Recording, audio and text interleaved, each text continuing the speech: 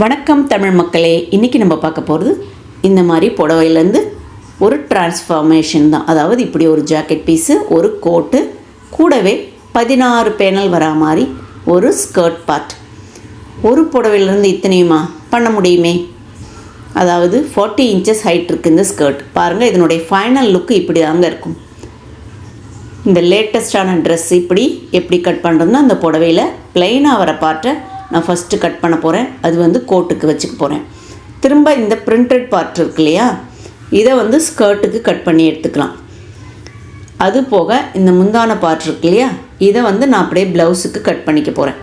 நான் சொன்ன மாதிரி அங்கங்கே கட் பண்ணி இதை 3 பார்ட்டாக பிரித்து வச்சுக்கோங்க. இது மாதிரி புடவை இருந்தால் இப்படி தைக்கலாம். ஸோ இப்படி 3ஆக கட் பண்ணி எடுத்திருக்கேன். நான் சொன்ன மாதிரி தெரியுதுங்களா உங்களுக்கு, நேர் ஒரு கட் போட்டு எடுத்திருக்கேன். ஸோ இப்படி எடுத்த பீஸில் தான் நான் ஃபஸ்ட்டு இந்த பாவாடை தைக்க போகிறேன். அதாவது 16 பேனல் வரக்கூடிய இந்த பாவாடை.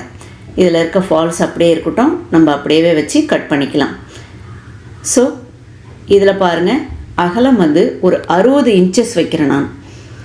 60 இன்ச்சஸ் எங்கே வருதோ அதை அப்படியே மார்க் பண்ணிக்கோங்க. அதாவது ஃபுல் இன்ச் டேப் 1.5 மீட்டர்னு வச்சுக்கோங்களேன். திரும்ப அதேமாரி தான் டபுள் வைக்கணும். ஸோ 120 எங்கே வருதோ அங்கே வச்சு மார்க் பண்ணிவிட்டு அதை அப்படியே கட் பண்ணி எடுத்துட்டேன். இவ்வளோ தான் மிச்சம். இப்போ இந்த 120 அப்படி 2ஆக மடிக்கணும். இப்போ நம்ம மார்க் பண்ணதை இது ஒரு பக்கம் இது ஒரு பக்கம்னு வச்சுக்கலாம். ஸோ 2ஆக மடிச்சிட்டா உங்களுக்கு பாருங்கள் இப்படி இருக்கு இல்லையா. இதை இன்னொரு மடிப்பு மடிக்கிறேன். ஸோ 4ஆக மடிச்சிருக்கேன். 4 ஃபோல்டு போட்டாச்சு. இதுக்கப்புறம் இதையே எடுத்து இன்னொரு ஃபோல்டு போடணும். ஸோ இது 8 பார்ட் ஆகிடுச்சுங்க. இப்போ நமக்கு இந்த 8 பார்ட்டில் நம்ம ஒயரை மட்டும் மார்க் பண்ண போகிறோம். இதில் எண்ணி பாருங்கள், உங்களுக்கு 8 பேனல் ஸ்கர்ட் வேணும்னா அப்படியே வெட்டிக்கலாம்.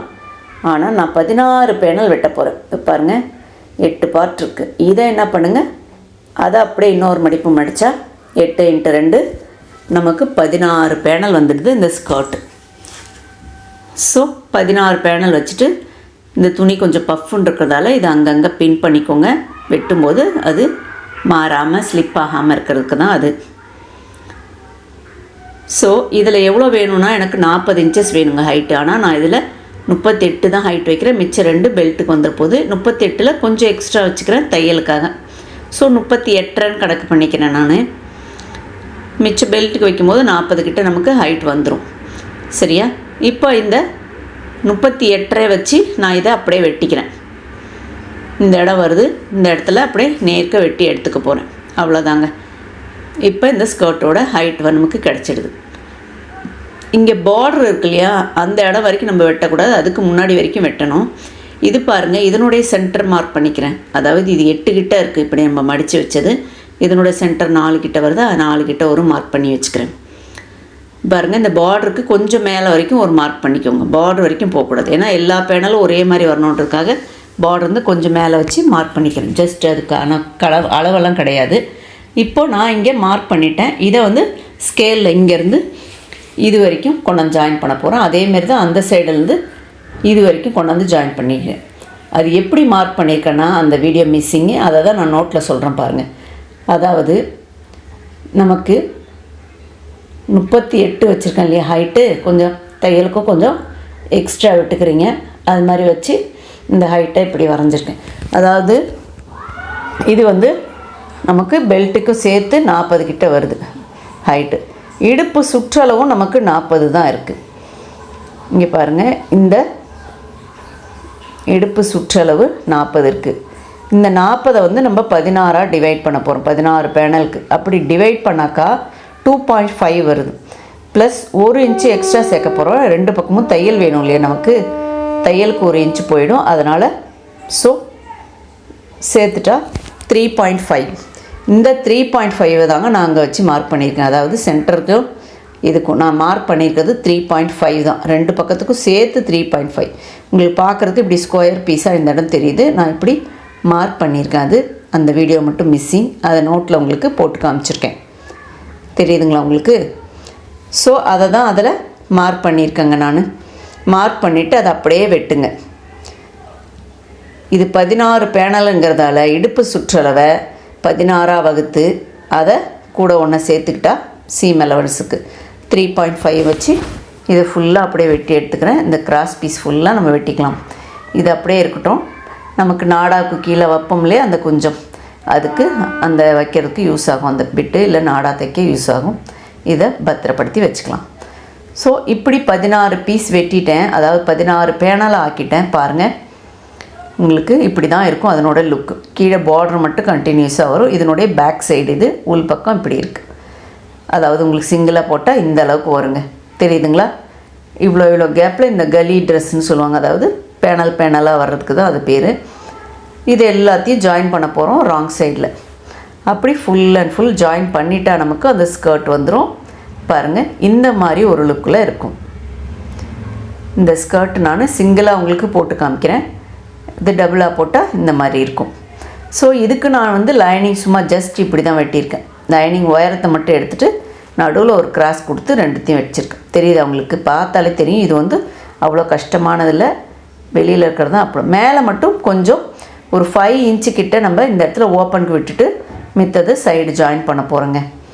இந்த நீட்டுக்கும் அதேமாதிரி இந்த சைடுக்கும் ஜாயின் பண்ணிவிட்டு கீழே மடிச்சு அடிக்கணும். இந்த ஒரு சைடுக்கு மட்டும் 5 இன்ச்சு ஓப்பனுக்கு வச்சிட போகிறேன். அதேமாரி தான் நம்ம ஸ்கர்ட் இருக்கு இல்லையா, அதுலேயும் 5 இன்ச்சு ஓப்பன் வைக்கணும். இப்போ பாருங்கள், இதை ரெண்டுத்தையும் நம்ம ஜாயின் பண்ணி முடிச்சிட்டா நமக்கு இப்படி கிடைக்கிது இல்லையா ஸ்கர்ட்டு. இதில் கொஞ்சம் சைடில் இப்படி கிராஸாக ஒரு ஷேப் கொடுத்து கட் பண்ணிக்கோங்க. இது உயரம் ஸ்கர்ட்டோட ஹைட்டை விட இது கொஞ்சம் கம்மியாக தான் வச்சுருக்கேன். 37 கிட்ட தான் ஹைட் வச்சுருக்கேன். இது அதாவது மடிப்புக்கு சேர்த்து 38 வச்சு தைச்சி முடித்தா 37க்கு வரா மாதிரி வச்சுக்கோங்க. ஸோ இப்படி நம்ம இந்த ஸ்கர்ட்டை ரெடி பண்ணிக்கணும் ஃபஸ்ட்டு. அதாவது உள்ளே வைக்கிற லைனிங் மடித்து தைச்சி இப்படி ரெடி பண்ணி வச்சாச்சா. இப்போ பாருங்கள், ஓப்பன் இவ்வளோ இருக்குது. இதே அளவு ஓப்பன் தான் அந்த ஸ்கர்ட்லேயும் வைக்கணும். அதாவது ஸ்கர்ட்டை 2 பக்கம் ஜாயின் பண்ணிக்கோங்க. 16 பேனல் தைச்சி முடிச்சுட்டு பாருங்கள், இந்த மாதிரி இருக்குது. இப்போ என்ன பண்ணுறேன் நான், இப்போ அந்த உள்ளே இருக்க லைனிங் ஸ்கர்ட்டையும் மேலே இருக்க துணியும் ஒன்றா ஜாயின் பண்ணுறேன். ஏன்னா ரெண்டும் ஒரே அளவு தான் விட்டுருக்கேன்னு சொன்னேன் இல்லையா ஓப்பனுக்கு 5 இன்ச்சுக்கு. அதை ஜாயின் பண்ணிக்கோங்க.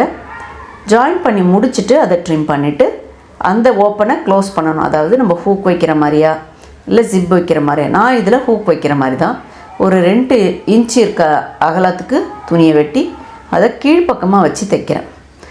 கீழ்ப்பக்கமாக வச்சு தைக்கும்போது அந்த வி வர இடத்த கொஞ்சம் கரெக்டாக டேர்ன் பண்ணி தைங்க. இப்படி தைச்சி எடுத்துட்டோமா, திரும்ப இதை என்ன பண்ணணும், இந்த இடத்த ஒரு கட் கொடுத்துக்கணும். அப்போ தான் திரும்பவும் அந்த வி வர மாதிரி இருக்க இடத்துல இப்படி தைச்சி முடிச்சது இப்படி மடித்து சின்னதாக ஒரு 1/2 இன்ச்சுக்கு இல்லை அதுக்கு கொஞ்சம் அதிகமாக இருக்க மாதிரி வரும். இந்த மாதிரி மடித்து ஒரு தையல் போட்டுக்கோங்க. என்னுடைய சேனலில் ப்ளேலிஸ்ட்டில் போங்க, நிறைய டைலரிங் மட்டும் இல்லாமல் டிஏஒய் டூர்ஸ் அண்ட் ட்ராவல்ஸ் அப்படி நிறைய இருக்குது. அதை நீங்கள் பார்த்து உங்கள் கமெண்ட்டை சொல்லுங்கள். இங்கே வி வர இடத்த பாருங்கள், இப்படி ஒரு தையல் போட்டுக்கிறேன். கரெக்டாக அது டேர்ன் ஆகிறதுக்காக இப்படி படிமானமாக இருக்கும். ஒரு சைடு மட்டும்தான் அது தெரியணும், இன்னொரு சைடு மடிச்சிடணும்.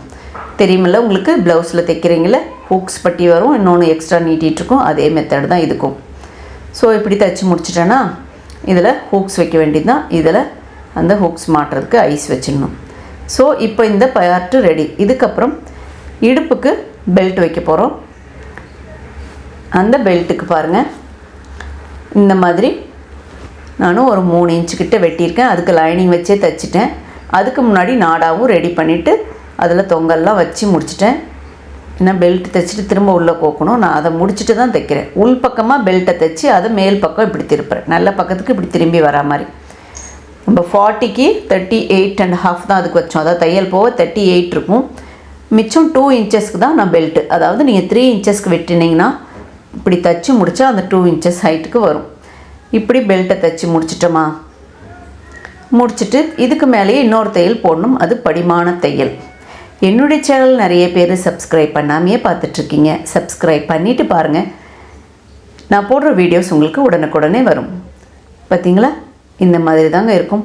முடிச்சிட்டோம்னா நீட் ஃபினிஷிங்காக நமக்கு பெல்ட் வந்துருச்சு. என்னங்க இப்போ நீட்டாக இருக்குல்ல இந்த ஸ்கர்ட் பார்க்குறதுக்கு. இப்போ இந்த ஸ்கர்ட் மட்டும்தான் இந்த வீடியோவில் போட்டிருக்கேன். நெக்ஸ்ட் பார்ட்டில் அந்த கோட்டும் ப்ளவுஸும் போடுறேன். அது வரைக்கும் இந்த சேனல் நீங்கள் ஆதரவு கொடுங்க. தேங்க்யூ ஃபார் வாட்சிங்.